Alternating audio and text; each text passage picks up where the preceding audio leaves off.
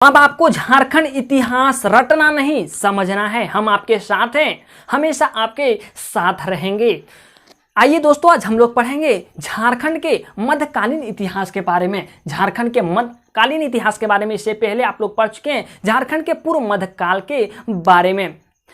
चीज़ें को हम लोग अच्छे से सरल भाषा में आपको हम समझाने की कोशिश करेंगे। अगर किसी भी तरह की डॉट या किसी तरह की परेशानी आप आ जाती है तो आप बेहिचक नीचे दिए गए कमेंट बॉक्स में कमेंट करके अपना कॉन्सेप्ट क्लियर कर सकते हैं। आज हम लोग पढ़ेंगे बाबर का आगमन झारखंड में कैसे हुआ, बाबर का आगमन कैसे हुआ, हुमायूं का कैसे हुआ, अकबर का कैसे हुआ, जहांगीर का कैसे हुआ, शाहजहां का कैसे हुआ, औरंगजेब का कैसे हुआ, इनका क्या प्रभाव था, इन्होंने किन किन क्षेत्रों पे अपना अधिकार, अपना प्रभुत्व, अपना कब्जा जमाए। इससे पहले अगर आप इस चैनल पे नए हैं तो इस चैनल को सब्सक्राइब करें, वीडियो को लाइक करें, वीडियो को शेयर करें ताकि द यूनिक क्लासेस की फैमिली मेंबर बढ़ सके और आप लोगों के लिए द यूनिक क्लासेस अधिक से अधिक चीज़ों की उपलब्धता करवा सके। आइए दोस्तों, हम लोग पढ़ेंगे आज मुगल वंश। अगर शॉर्ट में बोले अकबर, बाबर, हुमायूं, ये सब नहीं बोले, अगर मुगल वंश डायरेक्ट बोले तो मुगल वंश का वो मुगल वंश के अंतर्गत ही आते हैं, जो आते हैं अकबर, जहांगीर। आइए हम आपको मुगल वंश के बारे में बताते हैं, थोड़ा सा जानकारी मुगल वंश के बारे में देते हैं। मुगल वंश के अंतर्गत जो आने वाले शासक थे वो बाबर,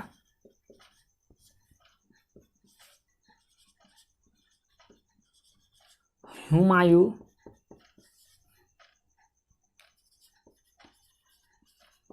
अकबर,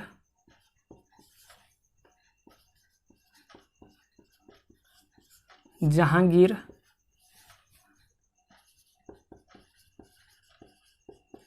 शाहजहां,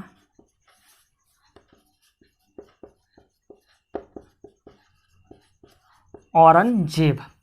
ये जो आपको 6 शासक दिखाई दे रहे हैं, इसमें से हम एक बार ऑफलाइन एक भाई को पढ़ा रहे थे, जिन भाई का नाम है सुनील। उन्होंने बहुत बार मुझे ये क्वेश्चन पूछने की कोशिश की, लेकिन जब हम उनके पास जाते थे या क्वेश्चन मेरे दिमाग में रहता नहीं था और हम उसे बता नहीं पाए। आज वो भाई अगर वीडियो को देख रहे हैं तो उनका कॉन्सेप्ट अब यहाँ क्लियर हो जाएगा। उन्होंने बार बार पूछे कि मुगल वंश का उनका क्या है, हुमायूं कौन है, अकबर कौन है। तो देखिए, अगर आप देख रहे होंगे तो आपको जैसे पता है कि मुगल वंश के जो संस्थापक थे वो बाबर थे। बाबर का बेटा हुमायूं, हुमायूं का बेटा अकबर, अकबर का बेटा जहांगीर, जहांगीर का बेटा शाहजहां और शाहजहां का बेटा औरंगजेब। सुनील भाई, अब आपको कॉन्सेप्ट क्लियर हो गया होगा कि बाबर, हुमायूं, अकबर। अगर आप इस वीडियो को देख रहे हैं तो सच आप कमेंट में जरूर लिखिएगा कि आपका कॉन्सेप्ट अब क्लियर हुआ या नहीं क्लियर हुआ। बाबर का बेटा हुमायूं, हुमायूं का बेटा अकबर, अकबर का बेटा जहांगीर, जहांगीर का बेटा शाहजहां और शाहजहां का बेटा औरंगजेब था। अब प्रथम बार, जैसा कि आप लोग सुने होंगे, पानीपत का प्रथम युद्ध 1526 ईस्वी को हुआ। यहीं से हमारे भारत पे बाबर ने कब्जा किया था इब्राहिम लोदी को हरा करके। इब्राहिम लोदी तो वास्तव में अगर देखिएगा तो बाबर जो हमारे देश में मूल रूप से अगर देखा जाए, हम आपको यहाँ मूल रूप से 4 युद्ध के बारे में बाबर का बताएंगे। पहला पानीपत का युद्ध, खानवा का युद्ध, चंदेरी का युद्ध और घाघरा का युद्ध। यो बाबर के द्वारा किया गया था। अब कितने ईस्वी में किया गया था? 1526 ईस्वी, 1527 ईस्वी, 1528 ईस्वी, 1529 ईस्वी। तो क्या बाबर जो इतने लड़ाई किए थे वो अकेले तो लड़ नहीं रहे होंगे, तो वे किसके साथ किए थे? इब्राहिम लोदी के साथ पानीपत का प्रथम युद्ध किया गया। खानवा का युद्ध जो किया गया वो राणा संगा के साथ किया गया। चंदेरी का जो युद्ध किया गया वह मेदिनी राय के साथ किया गया और घाघरा का जो युद्ध किया गया 1529 ईस्वी में वह अफगानों के साथ ही किया गया। तो बाबर का जो यह 4 युद्ध है, आपको हम एक क्रम में बताने का कोशिश इसलिए की है कि यह डेट जो है वह 26, 27, 28, 29 है। आप अगर भारत की पढ़ रहे हैं इतिहास या कहीं का इतिहास पढ़ रहे हैं, आपको समझने में काफ़ी सहूलियत प्रदान होगी। आइए दोस्तों, अब हम लोग पढ़ेंगे मध्यकालीन इतिहास के बारे में। इसके बारे में आप लोग थोड़ा सा हम कॉन्सेप्ट अगर बता रहे हैं तो थोड़ा सा कॉन्सेप्ट पूरा तो नहीं कर पाएंगे, क्योंकि आप वीडियो मुझे बनाने का झारखंड का मोटिव है, पूरे भारत का नहीं। पानीपत का युद्ध, तो पानीपत का युद्ध का नाम पानीपत युद्ध क्यों रखा गया? तो भाई इसमें से कोई कॉन्सेप्ट वाली बात नहीं है, पानीपत जगह का नाम था, पानीपत जगह के नाम पे यह युद्ध लड़ा गया, इसलिए पानीपत का युद्ध रख दिया। जिस जगह पे लड़ा गया युद्ध उसी जगह के नाम से यह युद्ध रखा गया। अब क्वेश्चन आ रहा होगा कि पानीपत के नाम से कहाँ है यह जगह? तो यह भाई यह जगह जो है वह हरियाणा में है। अब आपका कॉन्सेप्ट क्लियर हो गया होगा कि पानीपत का युद्ध पानीपत क्यों रखा गया। अब इसमें से बहुत ऐसे कारण है पानीपत का युद्ध में इब्राहिम लोदी क्यों हारे, क्या इनके पास सेना थी, तो सेना में क्या कमी थी? यहाँ देख पा रहे हैं कि बाबर के पास कम सेना थी, लगभग 12,000 से 15,000 के बीच इनके पास सेना थी, लेकिन इब्राहिम लोदी के पास लाखों की सेना थी, फिर भी ये क्यों युद्ध हार गए? इसके बारे में हम डिटेल जानकारी हम यहाँ नहीं दे पाएंगे, वीडियो लंबा हो जाएगा। या झारखंड का हिस्ट्री है, पूरे भारत का हिस्ट्री नहीं है जिसमें हम आपको पूरे भारत का हिस्ट्री बताएंगे, उस समय हम पूरी जानकारी बताएंगे इसका कारण क्या था। आइए हम लोग चलते हैं झारखंड के हिस्ट्री की ओर। उम्मीद है आप इसे लिख लिए होंगे।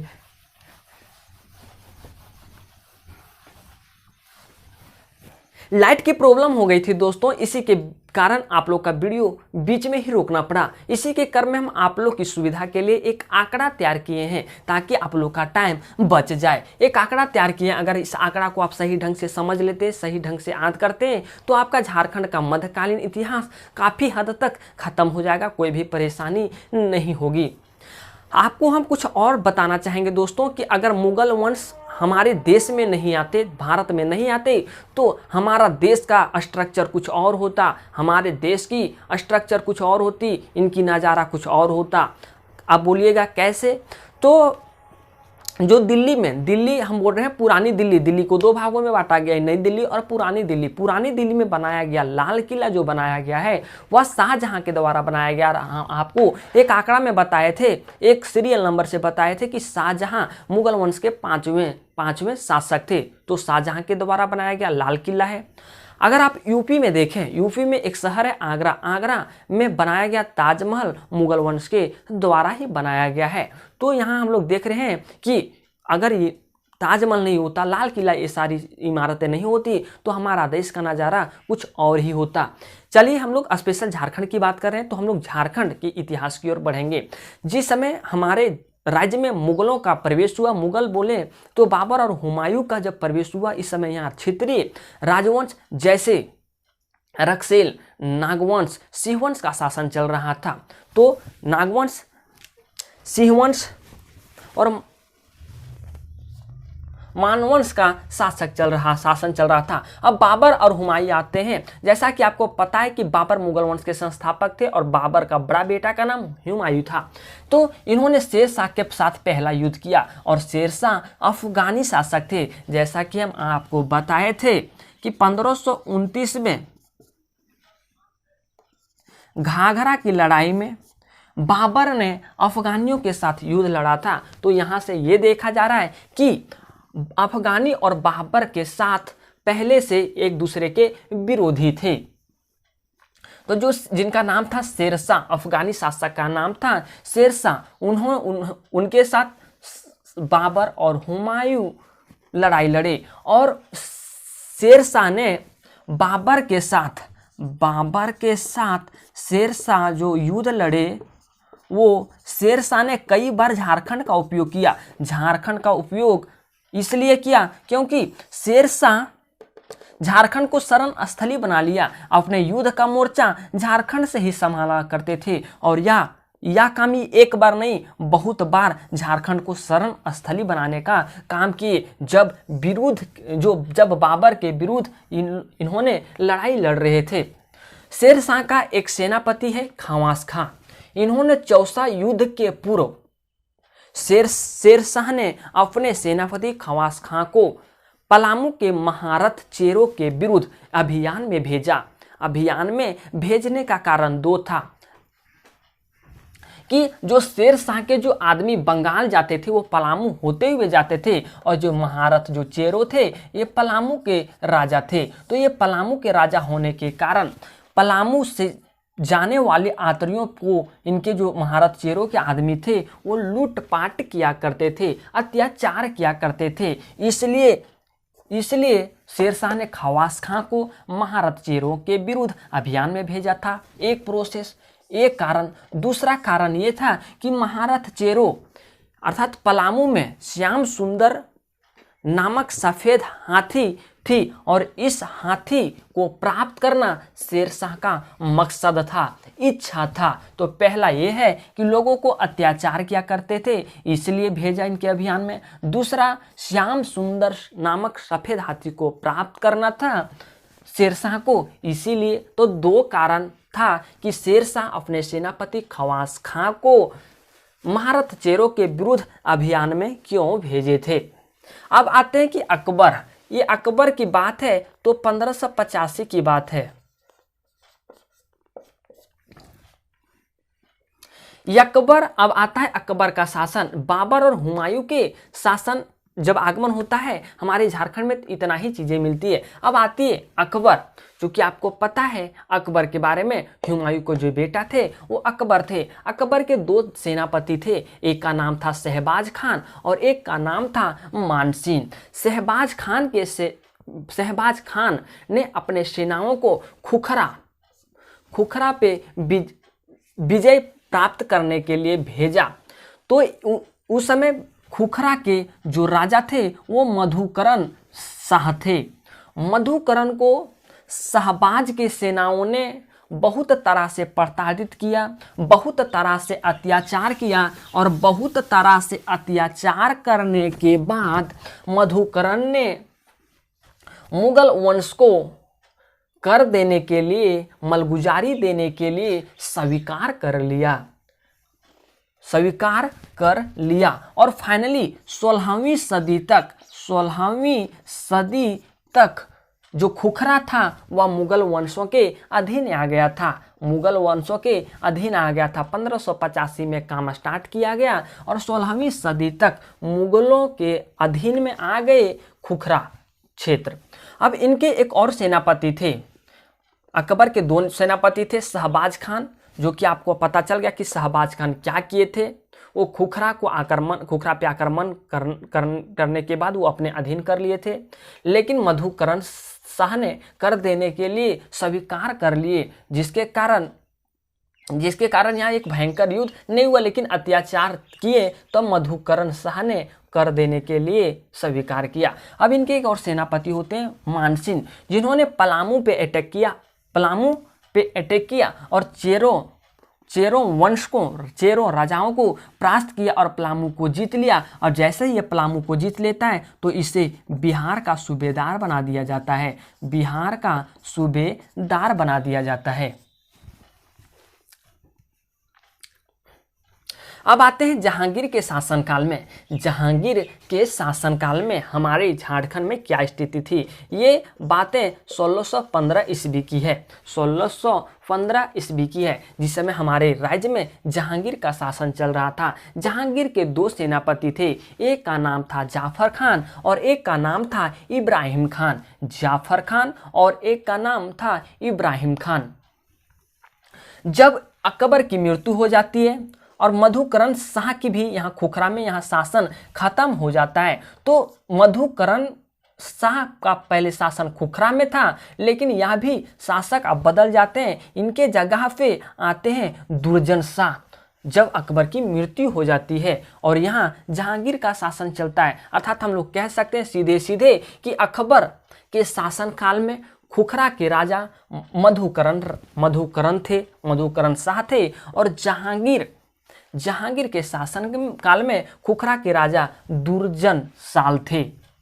अब दुर्जन साल जब आते हैं तो इन्होंने कर देना मना कर दिया। इनके पूर्वज जो पहले थे वो कर दिया करते थे, मलगुजारी दिया करते थे, लेकिन इनके जो बाद के जो शासक आए वो कर देने के लिए मना कर दिए। जब मना कर दिए तो जहांगीर के सेनापति जो बिहार का सूबेदार बनाया गया। अब आपके मन में ये प्रश्न चल रहा होगा कि बिहार का सूबेदार यहाँ भी और यहाँ भी, तो हम आप लोग को बता दें दोस्तों, ये जहांगीर का शासनकाल है और जहांगीर के शासनकाल में एक बिहार का सूबेदार भी होगा। ये अकबर का शासनकाल था जिसमें से मानसिंह को बिहार का सूबेदार बनाया गया था।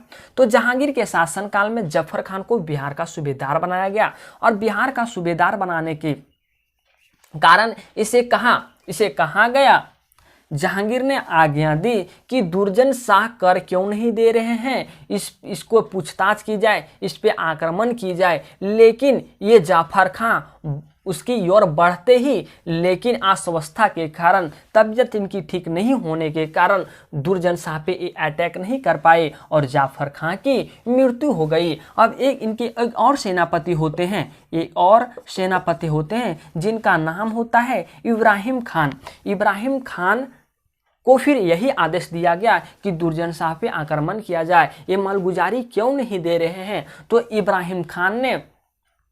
इब्राहिम खान जैसे ही दुर्जन शाह की ओर बढ़ते हैं तो दुर्जन शाह ने इब्राहिम खान को बहुत सारा सी लालच देती हैं, बहुत ऐसे प्रलोभन देते हैं, लेकिन इब्राहिम खान इस प्रलोभन में नहीं आते हैं, इस लालच में नहीं आते हैं और इस लालच में नहीं आते हैं, इसे फाइनली दुर्जन शाह को पराजित कर देते हैं। इब्राहिम खान जो जहांगीर के सेनापति थे वो दुर्जन शाह को पराजित कर देते हैं और दुर्जन शाह जो थे वो खोखरा के राजा थे, पराजित कर देते हैं। और पराजित करने के बाद इसे 12 वर्षों तक, दुर्जन शाह को 12 वर्षों तक ग्वालियर के किले में रखा गया। लेकिन इस बंदा के पास एक बहुत बड़ी खासियत थी, ये हीरे के बहुत बड़े पारखी थे। पारखी कहने का मतलब अगर हम लोग आपके क्षेत्र और आपके राज्य की भाषा में बोलें तो परखना, जैसे कि आप बोलते हैं कि उस आदमी को हम बहुत जल्दी से परख लिए। अगर आप शॉर्ट में देखिए तो जांच करना, किसी भी व्यक्ति को आप बहुत अच्छे से जांच कर लेते हैं, कम समय में जांच कर लेते हैं, उसे हम लोग कहते हैं कि उस व्यक्ति को हम अच्छे से परख लिए। तो हीरे के दुर्जन शाह जो थे वो हीरे के बहुत बड़े पारखी थे और मुगलों का एक ऐसे व्यक्ति का तलाश था। तो 12 वर्ष तक इसे ग्वालियर में रखा गया और ये हीरे के पारखी होने के कारण जहांगीर ने इस व्यक्ति को मुक्त किया गया। अर्थात कह सकते हैं मुगलों के चंगुल से इसकी मुक्ति मिली। जहांगीर ने दुर्जन शाह को शाह की उपाधि दी और फाइनली इन्होंने दुर्जन शाह ने वार्षिक में 6,000 कर देने के लिए बाध्य किया गया। अर्थात 6,000 कर अब दुर्जन शाह मुगलों को देंगे। ये शाह की उपाधि, अगर हम आपको थोड़ा सा पॉलिटी में ले जाएं, अनुच्छेद 18 अगर आप देखें तो वहां बताया गया है कि उपाधियों का अंत। लेकिन यहाँ पहले का समय था कि उपाधि दिया करते थे, लेकिन अब ये ऐसा नहीं है। आर्टिकल 18 हमें ये बताता है कि उपाधियों का अंत। अगर कुछ अच्छे काम पहले कुछ राजाओं के लिए करते थे तो यहाँ उपाधि मिल जाती थी। जैसे जहांगीर के लिए दुर्जन शाह एक हीरे के बहुत बड़े पारखी थे तो इसे एक शाह की उपाधि दे दी गई। लेकिन अब जो शाह का उपाधि दिया गया, लेकिन अब कोई उपाधि नहीं दिया जाएगा, ऐसा अनुच्छेद 18 कहता है। वैसे हम लोग पॉलिटी की यहाँ बात तो चर्चा नहीं करेंगे। अब देखते हैं कि पलामू में क्या चल रहा था। जब जहांगीर का शासनकाल हमारे झारखंड में था, उस समय पलामू में एक राजा अनंत राय थे और एक राजा सहबल राय थे। उन्होंने पलामू में इन लोग का शासन चल रहा था। अनंत राय ने 31 वर्ष तक अपने परंपरा के अनुसार 31 वर्ष तक यहाँ शासन कर चुके थे। और सहबाल राय, अनंत राय के मृत्यु के बाद सहबल राय ने शासन करना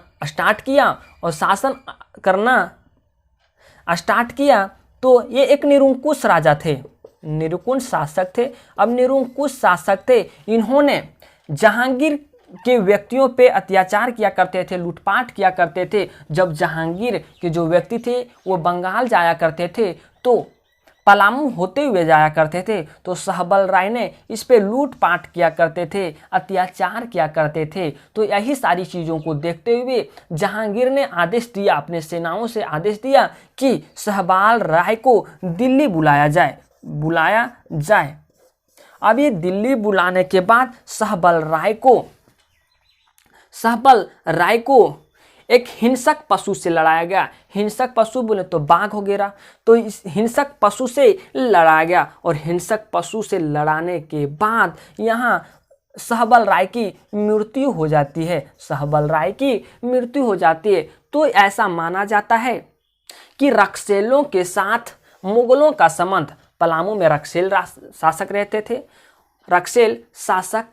थे, तो ऐसा माना जाता है, और ये जहांगीर जो थे वो मुगल थे, ऐसा माना जाता है कि मुगलों का संबंध रक्सेलों के साथ कुछ अच्छा नहीं था।